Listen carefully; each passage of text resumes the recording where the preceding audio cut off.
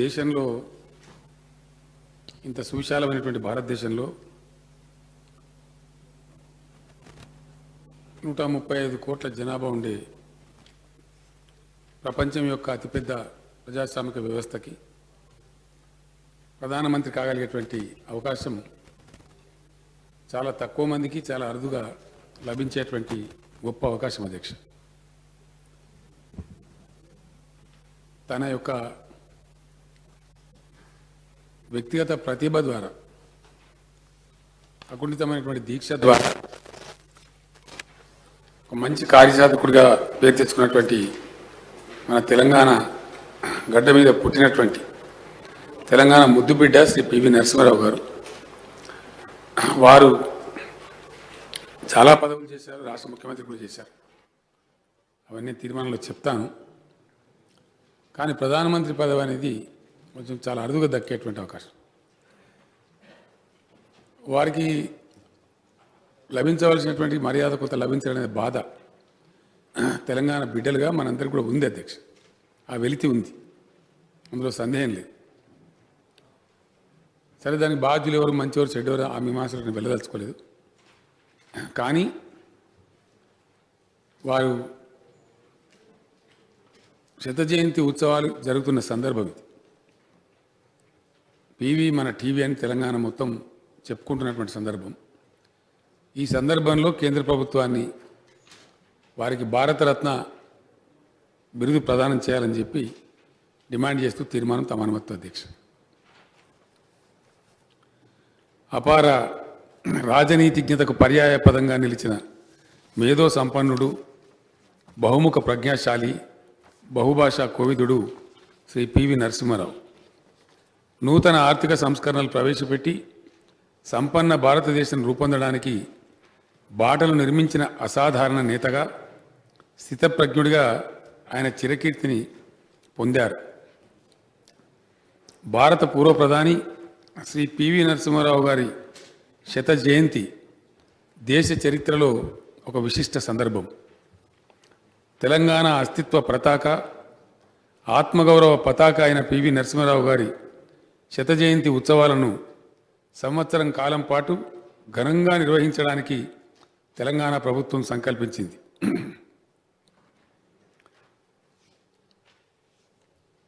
20వ సంవత్సరం జూన్ 28వ తేదీన పివి జ్ఞానభూమిలో ఘనంగా ప్రారంభోత్సవాన్ని నిర్వహించింది. ఈ శత జయంతి ఉత్సవాల నిర్వహణ ద్వారా పివి నరసింహారావు గారు దేశానికి చేసిన సేవలను ప్రజలందరూ ఉజ్వలంగా స్మరించుకునేలా చేయాలని తెలంగాణ ప్రభుత్వం ఆశిస్తున్నది. ఈరోజు ప్రపంచంలో అత్యంత వేగంగా అభివృద్ధి చెందుతున్న దేశాలలో ఒకటిగా భారతదేశం నిలవడానికి, ప్రపంచంలో అతిపెద్ద ఆర్థిక వ్యవస్థలలో ఒకటిగా భారతదేశం పురోగమించడానికి మూల కారకుడు శ్రీ పివి నరసింహారావు. దేశ ప్రధాని పదవిని అధిష్ఠించిన మొట్టమొదటి దక్షిణ భారతీయుడిగా, తెలంగాణ ముద్దుబిడ్డడిగా చరిత్ర సృష్టించిన ఘనుడు శ్రీ పివి నరసింహారావు. అందుకే ఇది పివి మన టీవీ అని తెలంగాణ సగర్వంగా చాటుకుంటున్న సందర్భం. ఆధునిక భారతదేశ చరిత్రను మలుపు తిప్పిన నాయకులు ఇద్దరు అధ్యక్ష. ఒకరు స్వాతంత్రానంతర తొలి రోజులలో నవీన భారత నిర్మాత, మోడర్న్ ఇండియా బిల్డర్ కింద శ్రీ జవహర్లాల్ నెహ్రూ గారు. రెండవ వారు గ్లోబల్ ఇండియా నిర్మాతగా శ్రీ పివి నరసింహారావు గారు చరిత్రలో ప్రసిద్ధిగాంచిన విషయం అందరికీ తెలుసు అధ్యక్ష.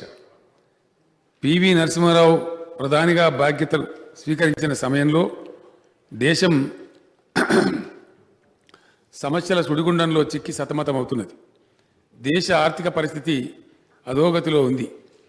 సోవియట్ అమెరికాల నడుమ ప్రచ్ఛన్న యుద్ధం ముగిసి అమెరికా కేంద్రంగా ఏకధ్రువ ప్రపంచం ఏర్పడుతున్న సంధి కాలంలో అంతర్జాతీయంగా అనేక మార్పులు చోటు చేసుకుంటూ ఉన్నాయి.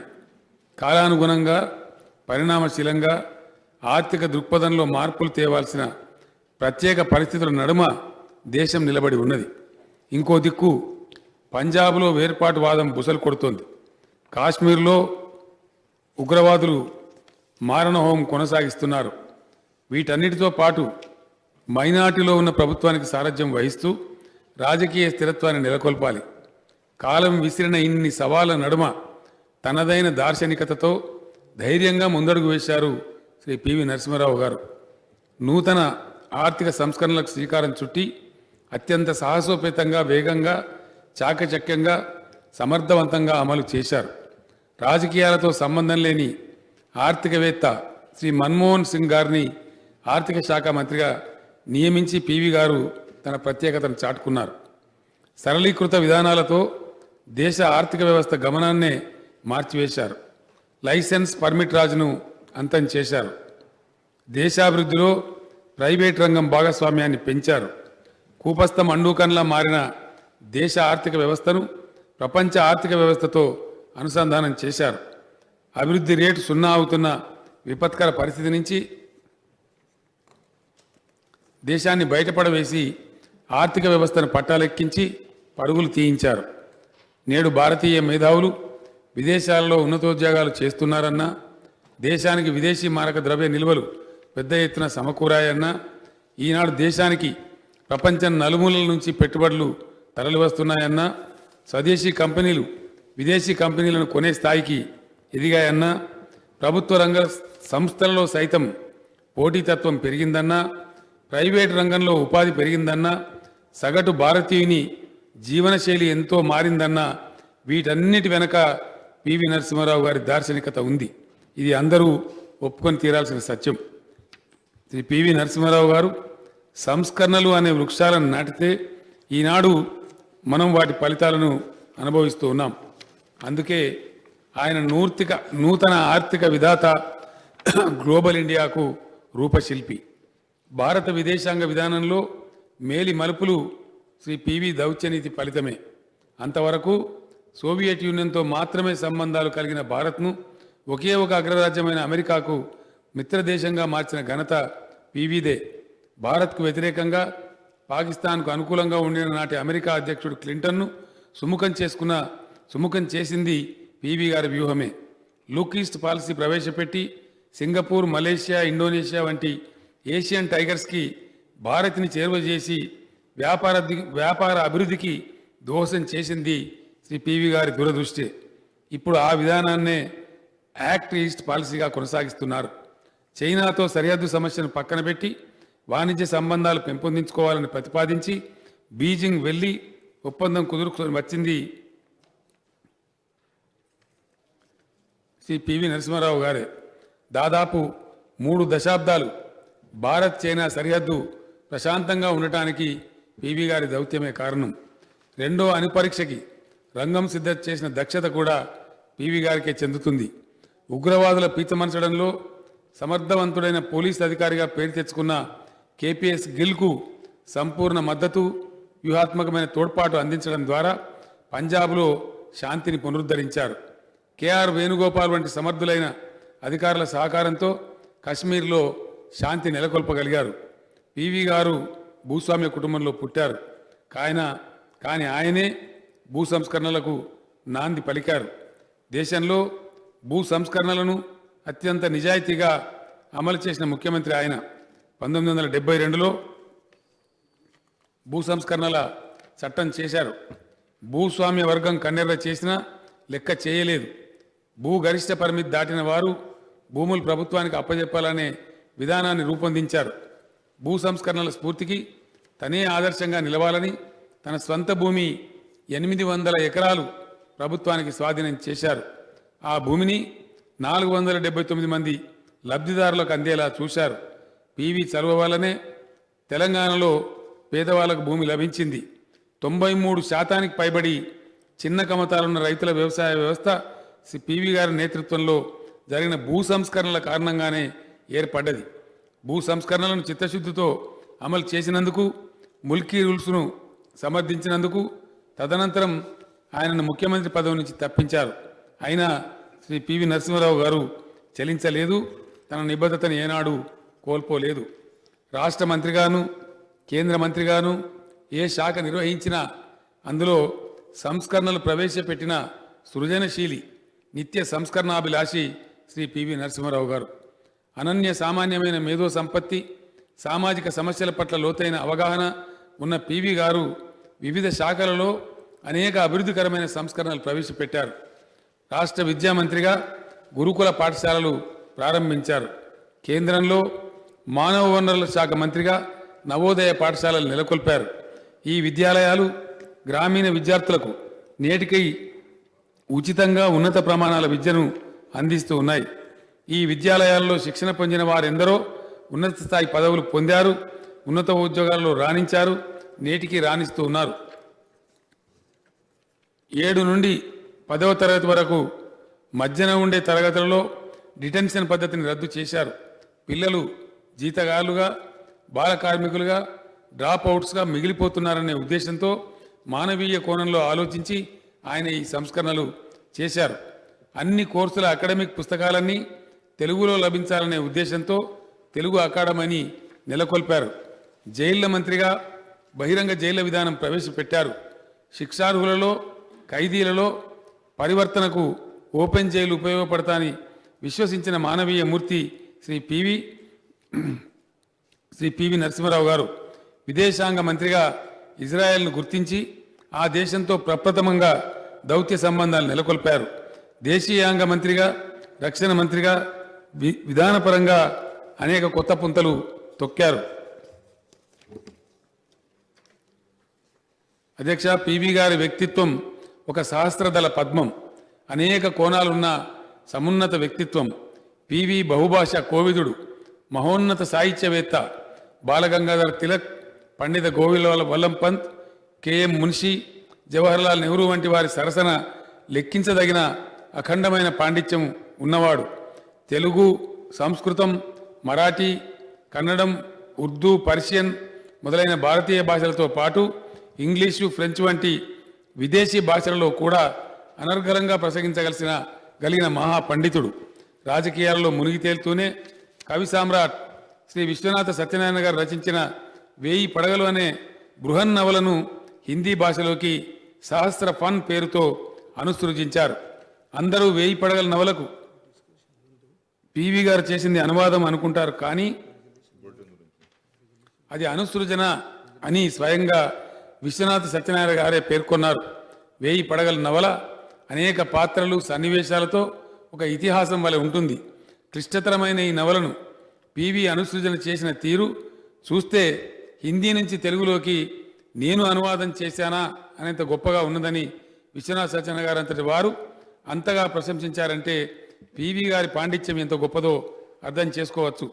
1000 పడగల నవలను బ్రిటిష్ సామ్రాజ్యవాదం మీద తిరుగుబాటుగా శ్రీ పివి గారు అభివర్ణించారు. అబలా జీవితం అనే మరాఠీ నవలను తెలుగులోకి అనువాదం చేశారు. తెలంగాణ సాయుధ పోరాటంలో తన అనుభవాలకు అక్షర రూపాన్ని ఇస్తూ గుల్లరామవ్వ అనే అత్యద్భుతమైన కథ వారు స్వయంగా రాశారు. ఈ కథలో ఆనాడు తెలంగాణలో రామవ్వ వంటి సామాన్యులు చేసిన త్యాగాలను గొప్పగా చిత్రించారు. ఇంకా ఎన్నో కథలు, పద్యాలు, గేయాలు, నవలికలు రాశారు. ఆయన ఉపన్యాసాలలో భాషా సాహిత్య పరిమళాలు గుబారించేవి. ఆయన అసమాన పాండిత్యం అద్భుత తేజస్సుతో ప్రకాశించేది.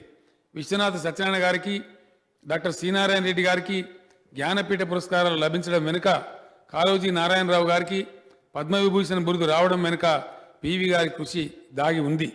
మన వాళ్ళ ప్రతిభ జాతీయ స్థాయిలో వెలుగులోకి రావడానికి శ్రీ పివి గారే వారధి అయ్యారు. ఒక చిన్న గ్రామంలో పుట్టి విద్యార్థి దశలోనే నిజాం రాజుకు వ్యతిరేకంగా ఉద్యమం చేసినందుకు విశ్వవిద్యాలయం నుంచి బహిష్కరణ చేసినా కూడా పివి గారు వెరవలేదు. పొరుగు రాష్ట్రమైన మహారాష్ట్ర వెళ్ళి నాగ్పూర్, పూణేలో ఇంటర్, బిఎస్సి, లా డిగ్రీలలో అత్యున్నత శ్రేణిలో ఉత్తీర్ణుడయ్యారు.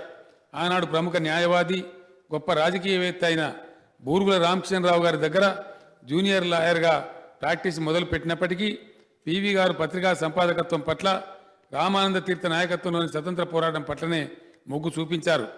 అద్భుతమైన గ్రహణ ధారణ శక్తి పివి సొంతం. పేదల పట్ల సానుభూతి, ప్రయోగశీలత, పార్టీ పట్ల, ఆదర్శాల పట్ల అంకిత భావంతో పివి గారు రాజకీయ ప్రస్థానం సాగించారు. గాంధీ, నెహ్రూల పట్ల ఆరాధనా భావం, అసమాన పాండిత్యం, అసాధారణమైన అభివ్యక్తి, సృజనశీలం ఆయనను ఉన్నత పథంలో నడిపించాయి. ఎన్నో శిఖరాలు ఎక్కించాయి. 1991లో ఎన్నికలలో పోటీ చేయకుండా హైదరాబాద్ తిరిగి రావడానికి సిద్ధంగా ఉండిన పివి గారు రాజీవ్ గాంధీ గారి దారుణ హత్యానంతరం అఖిల భారత్ కాంగ్రెస్ పార్టీ అధ్యక్షులై దేశ ప్రధానిగా సర్వోన్నతమైన పదవిని అధిష్ఠించారు. ప్రధానిగా భారతదేశాన్ని ప్రపంచ పరిణామాలకు అనుగుణంగా తీర్చిదిద్దడంలో అసమానమైన ప్రతిభతో పాటు విమర్శలకు విరమని సాహసాన్ని ప్రదర్శించారు. అటువంటి మహనీయుడికి, తెలంగాణ ముద్దుబిడ్డకు, ప్రపంచ మేధావికి, బహుభాషావేత్తకు, అపర చాణక్యుడికి, ప్రగతిశీలికి, సంపన్న భారత నిర్మాతకు, జాతి రత్నమై బాసిలిన నాయకునికి మరణానంతరం భారతరత్న పురస్కారం ఇచ్చి భారత జాతి తనను తాను గౌరవించుకోవాలి. ఇప్పటికే ఆలస్యం అయింది. పివి శత జయంతి ఉత్సవాలను తెలంగాణ ప్రభుత్వం ప్రపంచవ్యాప్తంగా ఘనంగా నిర్వహిస్తున్న ఈ సందర్భంలో వచ్చే పార్లమెంట్ సమావేశాలలో భారతరత్న బిరుదు ప్రకటించడం సముచితంగా ఉంటుంది. అధ్యక్ష, దీనికి సంబంధించినటువంటి తీర్మానం తమ అనుమతితో తెలంగాణ బిడ్డ, దక్షిణాది నుంచి తొలిసారి ప్రధాని పదవికి ఎన్నికైన రాజనీతిజ్ఞుడు, నూతన ఆర్థిక సంస్కరణల సారథి, అరుదైన దౌత్యనీతి కోవిదులు, బహుభాషావేత్త, దేశ ప్రగతికి ఉజ్వలమైన దారులు నిర్మించిన మహోన్నత దార్శనికుడు, భారత రాజకీయాలలో మేరునగ ధీరుడు, అసాధారణ ప్రజ్ఞాశాలి శ్రీ పాములపర్తి వెంకట నరసింహారావు గారికి మరణానంతరం భారతరత్న పురస్కారం ఆయన శత జయంతి ఉత్సవాల సందర్భంగా ప్రకటించాలని, పార్లమెంటు ప్రాంగణంలో ఆ మహనీయుని విగ్రహాన్ని, చిత్తరువును ప్రతిష్ఠించాలని, హైదరాబాద్ కేంద్రీయ విశ్వవిద్యాలయానికి శ్రీ పివి నరసింహారావు గారి పేరు పెట్టాలని కేంద్ర ప్రభుత్వానికి విజ్ఞప్తి చేస్తూ తెలంగాణ శాసనసభ ఏకగ్రీవంగా తీర్మానం చేస్తున్నది. అధ్యక్ష, సభా నాయకుడిగా తమరి అనుమతితో నేను తమరికి కూడా ఒక విజ్ఞాపన చేస్తూ ఉన్నాను. పివి నరసింహారావు గారు నేను ఇందాక వివరించినట్టుగా దేశానికి, మన రాష్ట్రానికి కూడా అనేకమైన సేవలు చేశారు. సుదీర్ఘకాలం పాటు శాసనసభ్యుడిగా, మంత్రిగా, ముఖ్యమంత్రిగా, భాషావేత్తగా అనేకమైనటువంటి సేవలు అందించారు అధ్యక్ష. కాబట్టి వారి తైలవర్ణ చిత్రం మన శాసనసభలో కూడా వారి గౌరవానికి తగు రీతిలో తమరు ప్రతిష్ఠింపజేయాలని, మమ్మల్ని అందరినీ కూడా ఆహ్వానించి ఘనమైనటువంటి ఫంక్షన్ నిర్వహించాలని వినయపూర్వకంగా తమరిని అభ్యర్థిస్తున్న అధ్యక్ష. తమరు ప్రకటిస్తారని కూడా తమ ప్రకటన కోసం ఆశిస్తూ నేను విరమిస్తా ఉన్నా అధ్యక్ష. గౌరవ సభానాయకులు, గౌరవ ముఖ్యమంత్రి గారు